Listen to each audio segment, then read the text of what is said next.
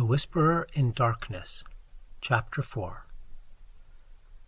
The unknown things, Akeley wrote in a script grown pitifully tremulous, had begun to close in on him with a wholly new degree of determination. The nocturnal barking of the dogs whenever the moon was dim or absent was hideous now, and there had been attempts to molest him on the lonely roads he had to traverse by day. On the 2nd of August, while bound for the village in his car, he had found a tree trunk laid in his path at a point where the highway ran through a deep patch of woods, while the savage barking of the 2 great dogs he had with him told all too well of the things which must have been lurking near. What would have happened had the dogs not been there, he did not dare guess, but he never went out now without at least 2 of his faithful and powerful pack. Other road experiences had occurred on August 5th and 6th. A shot grazing his car on one occasion, and the barking of the dogs telling of unholy woodland presences on the other. On August 15th I received a frantic letter which disturbed me greatly, and which made me wish Akeley could put aside his lonely reticence and call in the aid of the law. There had been frightful happenings on the night of the 12th to 13th, bullets flying outside the farmhouse, and 3 of the 12 great dogs being found shot dead in the morning. There were myriads of claw prints in the road, with the human prints of Walter Brown among them. Akeley had started to telephone to Brattleboro for more dogs, but the wire had gone dead before he had a chance to say much. Later he went to Brattleboro in his car and learned there that linemen had found the main telephone cable neatly cut at a point where it ran through the deserted hills north of Newfane. But he was about to start home with 4 fine new dogs and several cases of ammunition for his big game repeating rifle. The letter was written at the post office in Brattleboro and came through to me without delay. My attitude toward the matter was by this time quickly slipping from a scientific to an alarmedly personal one. I was afraid for Akeley in his remote, lonely farmhouse, and half afraid for myself because of my now definite connection with the strange hill problem. The thing was reaching out so. Would it suck me in and engulf me? In replying to his letter, I urged him to seek help and hinted that I might take action myself if he did not. I spoke of visiting Vermont in person in spite of his wishes, and of helping him explain the situation to the proper authorities. In return, however, I received only a telegram from Bellows Falls which read thus: "Appreciate your position, but can do nothing. Take no action yourself, for it could only harm both. Wait for explanation. Henry Akeley." But the affair was steadily deepening. Upon my replying to the telegram, I received a shaky note from Akeley with the astonishing news that he had not only never sent the wire, but had not received the letter from me to which it was an obvious reply. Hasty inquiries by him at Bellows Falls had brought out that the message was deposited by a strange, sandy-haired man with a curiously thick, droning voice, though more than this he could not learn. The clerk showed him the original text as scrawled in pencil by the sender, but the handwriting was wholly unfamiliar.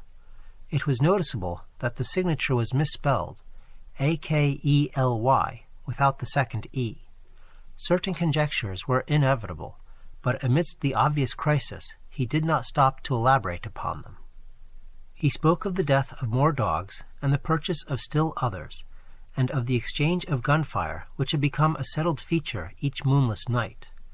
Brown's prints, and the prints of at least 1 or 2 more shod human figures, were now found regularly among the claw prints in the road and at the back of the farmyard. It was, Akeley admitted, a pretty bad business, and before long he would probably have to go live with his California son, whether or not he could sell the old place. But it was not easy to leave the only spot one could really think of as home. He must try to hang on a little longer. Perhaps he could scare off the intruders, especially if he openly gave up all further attempts to penetrate their secrets. Writing Akeley at once, I renewed my offers of aid and spoke again of visiting him and helping him convince the authorities of his dire peril. In his reply, he seemed less set against that plan than his past attitude would have led one to predict, but said that he would like to hold off a little while longer, long enough to get his things in order and reconcile himself to the idea of leaving an almost morbidly cherished birthplace. People looked askance at his studies and speculations, and it would be better to get quietly off without setting the countryside in a turmoil and creating widespread doubts of his own sanity. He had had enough, he admitted, but he wanted to make a dignified exit if he could. This letter reached me on the 28th of August, and I prepared and mailed as encouraging a reply as I could. Apparently the encouragement had effect, for Akeley had fewer terrors to report when he acknowledged my note. He was not very optimistic, though, and expressed the belief that it was only the full moon season which was holding the creatures off. He hoped there would not be many densely cloudy nights, and talked vaguely of boarding in Brattleboro when the moon waned. Again I wrote him encouragingly, but on September 5th there came a fresh communication which had obviously crossed my letter in the mails, and to this I could not give any such hopeful response. In view of its importance, I believe I had better give it in full, as best I can do from memory of the shaky script. It ran substantially as follows. Monday. Dear Wilmarth, a rather discouraging P.S. to my last. Last night was thickly clouded, though no rain, and not a bit of moonlight got through. Things were pretty bad, and I think the end is getting near, in spite of all we have hoped. After midnight, something landed on the roof of the house, and the dogs all rushed up to see what it was. I could hear them snapping and tearing around, and then one managed to get on the roof by jumping from the low L. There was a terrible fright up there, and I heard a frightful buzzing, which I'll never forget. And then there was a shocking smell. About the same time, bullets came through the window and nearly grazed me. I think the main line of the hill creatures had got close to the house when the dogs divided because of the roof business. What was up there I don't know yet, but I'm afraid the creatures are learning to steer better with their space wings. I put out the light and used the windows for loopholes, and raked all around the house with rifle fire aimed just high enough to not hit the dogs.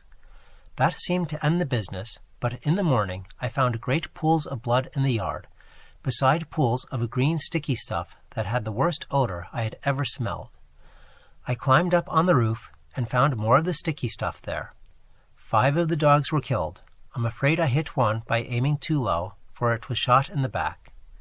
Now I am setting the panes the shots broke, and am going to Brattleboro for more dogs. I guess the men at the kennels think I am crazy. We'll drop another note later. Suppose I'll be ready for moving in a week or 2, though it nearly kills me to think of it. Hastily, Akeley. But this was not the only letter from Akeley to cross mine. On the next morning, September 6th, still another came, this time in a frantic scrawl which utterly unnerved me, and put me at a loss what to say or do next. Again, I cannot do better than quote the text as faithfully as memory will let me. Tuesday. Clouds didn't break, so no moon again, and going into the wane anyhow. I'd have the house wired for electricity and put in a searchlight if I didn't know they'd cut the cables as fast as they could be mended. I think I am going crazy. It may be that all I have ever written you is a dream or madness. It was bad enough before, but this time it is too much. They talked to me last night, talked in that cursed buzzing voice, and told me things that I dare not repeat to you. I heard them plainly over the barking of the dogs, and once when they were drowned out, a human voice helped them. Keep out of this, Wilmarth. It's worse than either you or I ever suspected. They don't mean to let me get to California now. They want to take me off alive, or what theoretically and mentally amounts to alive. Not only to Yugoth, but beyond that, away outside the galaxy, and possibly beyond the last curved rim of space. I told them I wouldn't go where they wish, or in the terrible way they propose to take me, but I'm afraid it will be no use. My place is so far out that they may come by day as well as by night before long. 6 more dogs killed, and I felt presences all along the wooded parts of the road when I drove to Brattleboro today. It was a mistake for me to try and send you that phonograph record and black stone. Better smash the record before it's too late. We'll drop you another line tomorrow, if I'm still here. Wish I could arrange to get my books and things to Brattleboro and board there. I would run off without anything if I could, but something inside my mind holds me back. I can slip out to Brattleboro, where I ought to be safe, but I feel just as much a prisoner there as at the house. And I seem to know that I couldn't get much farther even if I dropped everything and tried. It is horrible, Don't get mixed up in this. Yours, Akeley. I did not sleep at all the night after receiving this terrible thing, and was utterly baffled as to Akeley's remaining degree of sanity. The substance of the note was wholly insane, yet the manner of expression, in view of all that had gone before, had a grimly potent quality of convincingness. I made no attempt to answer it, thinking it better to wait until Akeley might have time to reply to my latest communication. Such a reply indeed came on the following day, though the fresh material in it quite overshadowed any of the points brought up by the letter it nominally answered. Here is what I recall of the text, scrawled and blotted as it was in the course of a plainly frantic and hurried composition. Wednesday. W. Your letter came, but it's no use to discuss anything any more. I am fully resigned. Wonder that I even have enough willpower left to fight them off. Can't escape even if I were willing to give up everything and run. They'll get me. Had a letter from them yesterday. R.F.D. man brought it while I was at Brattleboro. Typed and postmarked Bellows Falls. Tells what they want to do with me. I can't repeat it. Look out for yourself, too. Smash that record. Cloudy nights keep me up, and moon waning all the time. Wish I dared to get help. It might brace up my willpower, but everyone who would dare to come at all would call me crazy unless there happened to be some proof. Couldn't ask people to come for no reason at all. I'm out of touch with everybody, and have been for years. But I haven't told you the worst, Wilmarth. Brace up to read this, for it will give you a shock. I am telling the truth, though. It is this. I have seen and touched one of the things, or part of one of the things. God, man, but it's awful. It was dead, of course. One of the dogs had it, and I found it near the kennel this morning. I tried to save it in the woodshed to convince people of the whole thing, but it all evaporated in a few hours. Nothing left. You know, all those things in the rivers were seen only on the first morning after the flood. And here's the worst. I tried to photograph it for you, but when I developed the film, there wasn't anything visible except the woodshed. What can the thing have been made of? I saw it and felt it, and they leave footprints. It was surely made of matter, but what kind of matter? The shape can't be described. It was a great crab with a lot of pyramided fleshy rings or knots of thick, ropey stuff covered with feelers where a man's head would be. That green sticky stuff is its blood or juice, and there are more of them due on Earth any minute. Walter Brown is missing. Hasn't been seen loafing around any of his usual corners in the village hereabouts. I must have got him with one of my shots, though the creatures always seem to try to take their dead and wounded away. Got into town this afternoon without any trouble, but I'm afraid they're beginning to hold off because they're sure of me. Am writing this in the Brattleboro P.O. This may be goodbye. If it is, write to my son George Goodenough Akeley, 176 Pleasant Street, San Diego, California. But don't come up here. Write the boy if you don't hear from me in a week, and watch the papers for news. I'm going to play my last 2 cards now, if I have the willpower left. First to try poison gas on the things. I've got the right chemicals and have fixed up masks for myself and the dogs. And then if that doesn't work, tell the sheriff. They can lock me in a madhouse if they want to. It'll be better than what the other creatures would do. Perhaps I can get them to pay attention to the prints around the house. They are faint, but I can find them every morning. Suppose, though, police would say I faked them somehow. For all they think, I'm a queer character. Must try to have a state policeman spend a night here and see for himself, though it would be just like the creatures to learn about it and hold off that night. They cut my wires whenever I try to telephone in the night. The linemen think it is very queer, and may testify for me if they don't go and imagine I cut them myself. I haven't tried to keep them repaired for over a week now. I could get some of the ignorant people to testify for me about the reality of the horrors, but everybody laughs at what they say. And anyway, they have shunned my place for so long that they don't know of any of the new events. You couldn't get one of those run-down farmers to come within a mile of my house for love or money. The mail carrier hears what they say and jokes me about it. God, if only I dared tell him how real it is. I think I'll try to get him to notice the prints, but he comes in the afternoon, and they're usually about gone by that time. If I kept one by setting a box or pan over it, he'd think surely it was a fake or joke.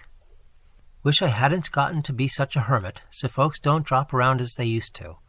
I've never dared show the black stone or the Kodak pictures, or play the record, to anybody but the ignorant people.